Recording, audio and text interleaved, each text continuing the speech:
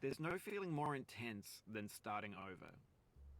If you deleted your homework the day before it was due, as I have, or if you left your wallet at home and you have to go back after spending an hour in the commute, if you won some money at the casino and then put all your winnings on red but it came up black, if you got your best shirt dry cleaned before a wedding and then immediately dropped food on it, if you won an argument with a friend and then later discovered that they just returned to their original view, starting over is harder than starting up.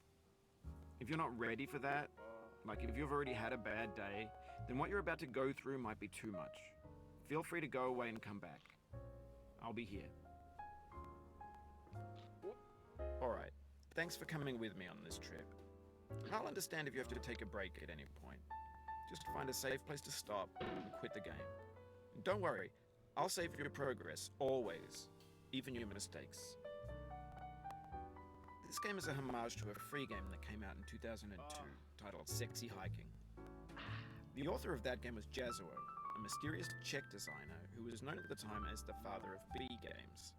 And B games are rough assemblages of found objects. Designers slap them together very quickly and freely, and they're often too rough and unfriendly to gain much of a following. They're built more for the joy of building them than as polished products. In a certain way, Sexy Hiking is the perfect embodiment of a B game. It's built almost entirely out of found and recycled parts, and it's one of the most unusual and unfriendly games of its time. In it, your task is simply to drag yourself up a mountain with a hammer. And that act of climbing, in the digital world or in real life, has certain essential properties that give the game its flavor. No amount of forward progress is guaranteed. Some cliffs are too sheer or too slippery, and the player is constantly, unremittingly in danger of falling and losing everything.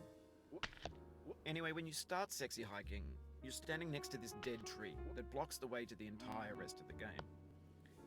It might take you an hour to get over that tree, and a lot of people never got past it. You prod and you poke at it, exploring the limits of your reach and your strength, trying to find a way up and over. And there's a sense of truth in that lack of compromise. Most obstacles in video game worlds are fake. You can be completely confident in your ability to get through them once you have the correct method or the correct equipment or just by spending enough time. In that sense, every pixelated obstacle in Sexy Hiking is real. The obstacles in Sexy Hiking are unyielding, and that makes the game uniquely frustrating. But I'm not sure Jazuo intended to make a frustrating game. The frustration is just essential to the act of climbing, and it's authentic to the process of building a game about climbing. A funny thing happened to me as I was building this mountain. I'd have an idea for a new obstacle, and I'd build it, test it, and it would usually turn out to be unreasonably hard. But I couldn't bring myself to make it easier. It already felt like my inability to get past the new obstacle was my fault as a player rather than as a builder. Imaginary mountains build themselves from our efforts to climb them, and it's our repeated attempts to reach the summit that turns those mountains into something real. When you're building a video game world, you're building with ideas, and that can be like working with quickset cement. You mold your ideas into a certain shape that can be played with, and in the process of playing with them, they begin to harden and set until they're immutable, like rock. And at that point, you can't change the world. Not without breaking it into pieces and starting fresh with new ideas.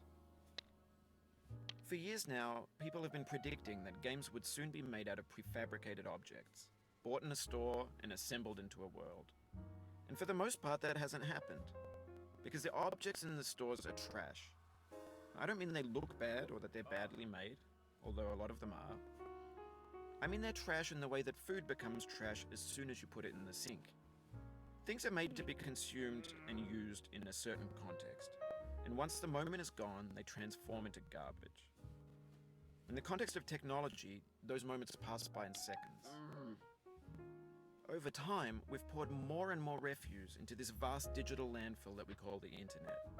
It now vastly outnumbers and outweighs the things that are fresh and untainted and unused. When everything around us is cultural trash, trash becomes the new medium, the lingua franca of the digital age. And you can build culture out of trash, but only trash culture. B games, B movies, be music, be philosophy. Maybe this is what digital culture is. A monstrous mountain of trash, the ash heap of creativity's fountain. A landfill with everything we ever thought of in it. Grand, infinite, and unsorted.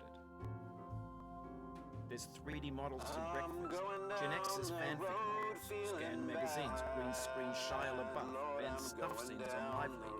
Facebook's got lifelike bots with unbranded adverts and candid shots of Kanye and Taylor Swift mashups, car crash epic failed GIFs, Russian dashcam vids, discussions of McRibs, discarded, forgotten, unrecycled, muddled, rotten, untitled. Everything's fresh for about 6 seconds, until some newer thing beckons, and we hit refresh. And there's years of persevering, disappearing into the pile, out of style, out of sight.